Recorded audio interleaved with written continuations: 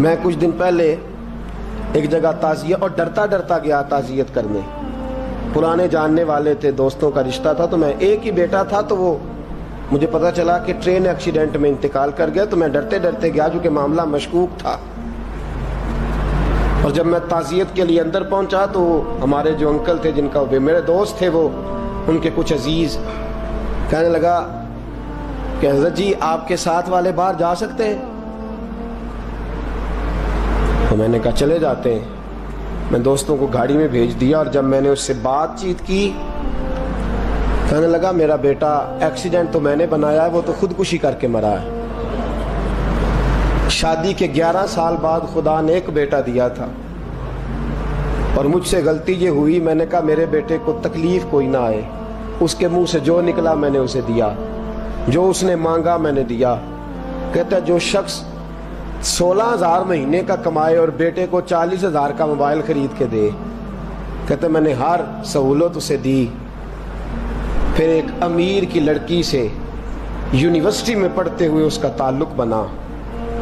بچی کے میسج بھی میں نے اپنے موبائل, اس بچے کے موبائل میں دیکھے, اور اس لڑکے نے جو میسج سینڈ کیے وہ بھی میں نے دیکھے.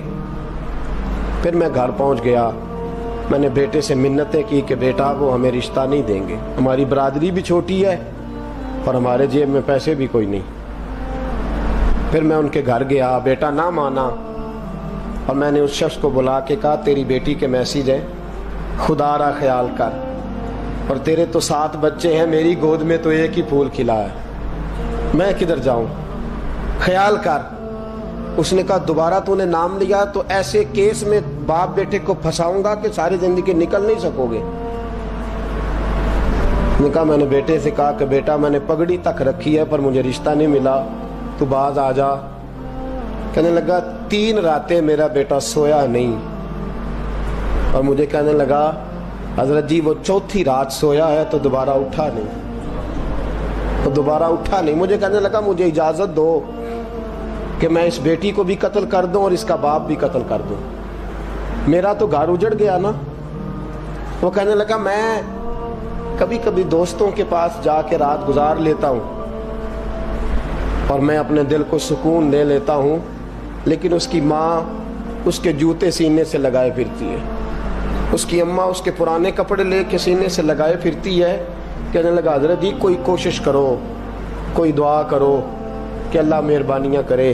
میں کہہ تو نہیں سکا ان سے, لیکن میرے دل میں خیال آیا کہ کس نے کہا تھا کہ بچہ یونیورسٹی میں کو ایجوکیشن میں داخل کراؤ, کس نے کہا تھا کہ اس کے ہاتھ میں آگ کا انگارہ دو. میرے دوست, آپ تیز آنچ تیز آگ جلا کے اس کے قریب مکھن رکھو, اور پھر مکھن سے کہو کہ ڈلنا نہ, پھر مکھن سے کہو کہ پگھلنا نہ. بھئی تیز آگ قریب جلا دی اور تو کہتا ہے پگھلنا, یہ کیسا ممکن ہے؟ ہو سکتا ہے؟ بولیے نا, ہو سکتا ہے؟ لڑکا اور لڑکی کٹھے کالج میں پڑھیں, ایک کمرے میں رہیں, ایک چھت کے نیچے رہیں, ایک دوسرے کو دیکھیں, نام جانیں, فون نمبر پاس ہو, اور پھر کہنا کہ تم عشق کا چکر نہ لڑانا, کیسے ممکن ہے؟ اور بڑے سیانے بندے کہتے ہیں حضرت صاحب اعتماد ہونا چاہیے اولاد پہ. میرے نبی پاک کو اپنی بیویوں پہ اعتماد نہیں؟ عبداللہ ابن مکتوم نابینے سے ابھی آئے ہیں تو حضور نے فرمایا پردہ کر لو, حضور کو اعتماد نہیں؟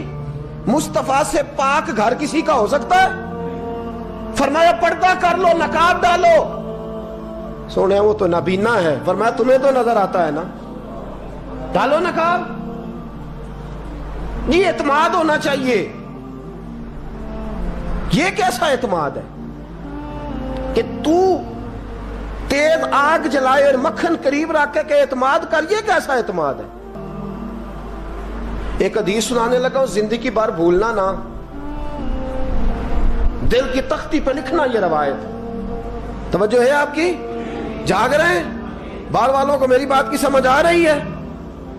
حدیث سنانے لگا ہوں, ابن حجر اسقلانی حدیث لائے ہیں. رسول پاک صلی اللہ علیہ وسلم نے فرمایا جہاں مرد اور عورت اکیلے ہوں وہاں تیسرا شیطان ہوتا ہے. یہ تو پہلے بھی سنے ہوں گے نا اتنے لفظ. اس سے آگے ہیں ابن حجر حدیث کے لفظ لائے. یا رسول اللہ صلی اللہ تعالی علیہ وسلم، مرد اور عورت اکیلے ہوں تو تیسرا شیطان ہوتا ہے؟ حضور نے فرمایا ہاں. عرض کی حضور اگرچہ وہ نیک ہو. جاگ رہے ہیں نا آپ لوگ؟ اگرچہ وہ جہاں مرد اور عورت اکیلے ہوں وہاں تیسرا شیطان ہوتا ہے. حضور اگر وہ نیک ہو لکھ لو دل کی تختی پر. میرے رسول نے فرمایا اگر عیسیٰ کی ماں مریم بھی ہو اور زکریا کا بیٹا یحییٰ بھی ہو تو میں ان دونوں کو بھی اکیلا بیٹھنے کی اجازت نہیں دے سکتا. فرمایا عیسیٰ کی ماں مریم جو رہی مسجد میں، پلی مسجد میں، جس کی پاکیزگی کا اعلان قرآن کر رہا ہے، عیسیٰ کی ماں مریم. اور فرمایا یحییٰ صرف نبی نہیں، نبی کے بیٹے بھی ہیں. زکریا بن یحییٰ. فرمایا اگر یہ دونوں بھی ہوں، ایک نبی ہو اور ایک ولی ہو، مریم اور یحییٰ بھی ہو، مریم اور زکریا بھی ہو، فرمایا میں ان کو بھی اکیلے بیٹھنے کی اجازت ہے. تو کس نیکی اور پرہیزگاری کی بات کرتا ہے؟ تو کیسا پیر ہے اس کے پاس تنہائی میں بیٹھ کے بی بی اپنا دکھڑا سنا رہی ہے؟ تو کیسا مفتی ہے؟ اٹھا کے لے جا طریقتیں شریعتیں اور جا کے سنبھال لے اپنے جبہ اور دستار میں. وہ کوئی جبہ اور دستار نہیں، وہ گند ہے. اس لیے کہ جو نبی مریم سلام اللہ علیہا کو نبی کے پاس بیٹھنے کی اجازت نہیں دے رہے، وہ پیر کس بات کی مولی ہے جو بیبیوں کو بغیر پردے کے سامنے بٹھاتا ہے؟ اور تنہا بی بی کہتی ہے میرا دکھ سن لے، اس نے اجازت دی ہے. اور پھر کہنا تماشا لگ گیا، سٹنڈ لگ گیا. یہ شریعت بیان کر رہا ہوں، رسول اللہ کا فرمان بیان کر رہا ہوں، اور اس سے آگے ہمیں کسی دلیل کی ضرورت بالکل نہیں ہے. پتہ نہیں باپ کو کہ میرا بیٹا کیا کر رہا ہے. اندھی ہے وہ ماں جس کی بیٹی سارا دن نیٹ پہ بیٹھی رہتی ہے، اس کو خبر نہیں کیا ہو رہا. اور جب آگ گلے تک آتی ہے نا، داڑیاں جب جلنے لگتی ہیں تو ہمیں خیال آتا ہے یہ کیا بن گیا ہے. اور جب ماں کا دوپٹہ کھینچنے لگتا ہے نا سگا بیٹا کہ چل میرا رشتہ مانگ، پھر اس کو پتا چلتا ہے کہ یہ تو معاملہ ہی بڑا خراب کر لیا میں نے. میرے دوست، جوانی زیادہ پیسے کمانے کا نام نہیں. اگر تو قیمتی کپڑے پہنتا ہے تو تو جوان نہیں. تو 50 کلو وزن بائیں ہاتھ سے اٹھا لیتا تو تو جوان نہیں. اگر تو ڈگریوں کا ڈھیر لگایا ہے اور تیرا دراز اور الماری بھر گئے ہیں تو تو جوان نہیں. اور اگر تو نے اپنے خاندان اور معاشرے میں اونچا افسر بن کے نام کما لیا تو جوان نہیں. جوان اس کو کہتے ہیں جس کی جوانی پاکیزہ ہوتی ہے. جوان اس کو کہتے ہیں جس کی نظر جھکی ہوئی ہوتی ہے. جوان اس کو کہتے ہیں جو حیا کا پتلا ہو. جوان اس کو کہتے ہیں جو شرم کا پیکر ہو. جوان اس کو کہتے ہیں جس کی نظر سے معاشرے کی بہو بیٹیاں بچی ہو. جوان وہ ہوتا ہے، جوان بھی ہو پاکیزہ بھی ہو. جوان وہ ہوتا ہے کہ میرے رسول پاک نے فرمایا صبح قیامت اللہ عرش کے سیدھے جانب جوان کھڑا کرے گا. 30 سال کا جوان، چڑھتی جوانی، خوبصورت آنکھیں، روشن چہرہ، اس کا وجود طاقت والا. نبی آگے بڑھ کے پوچھیں گے یا اللہ یہ کون ہے جو تیرے دائیں جانب کھڑا ہے؟ اللہ فرمائے گا یہ وہ جوان ہے کہ خوبصورت عورت نے اسے کہا تھا میرے ساتھ منہ کالا کر لے، پر اس نے نظر جھکا کے کہا تھا انی اخاف اللہ. نہ بھائی میں تو اپنے اللہ سے ڈرتا ہوں.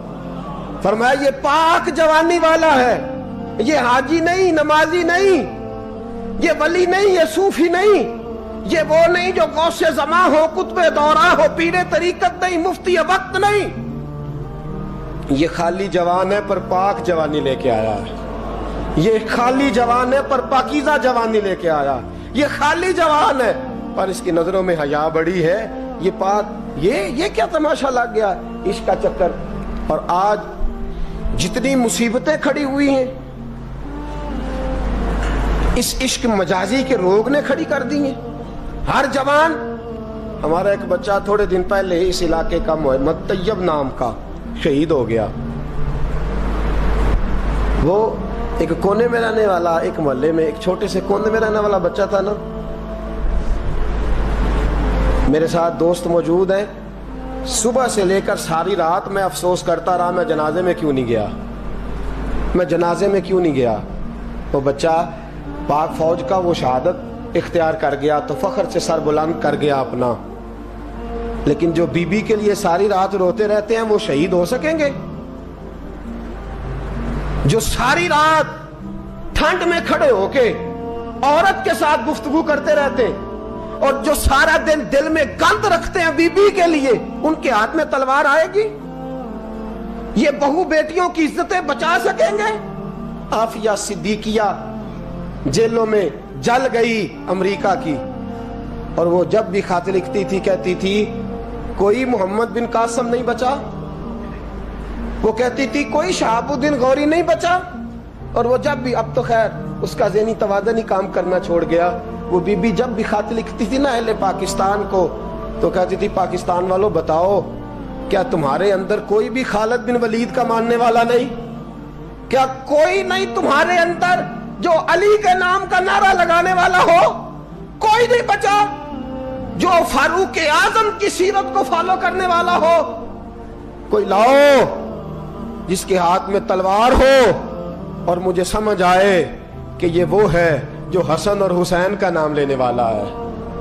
کوئی نہیں بچا. اس لیے کہ گندگی دماغ میں, گندگی دل میں, گندگی روح میں تو اس کام کے لیے آیا تھا.